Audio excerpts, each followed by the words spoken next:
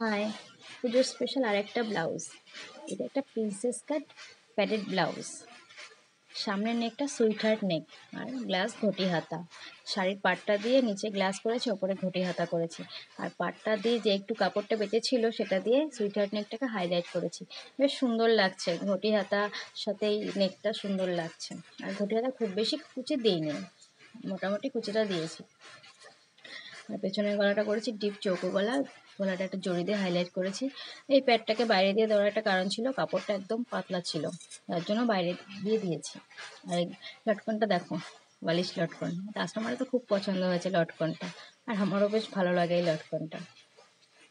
তো তোমাদের ব্লাউজটা কেমন লাগলো জানিও।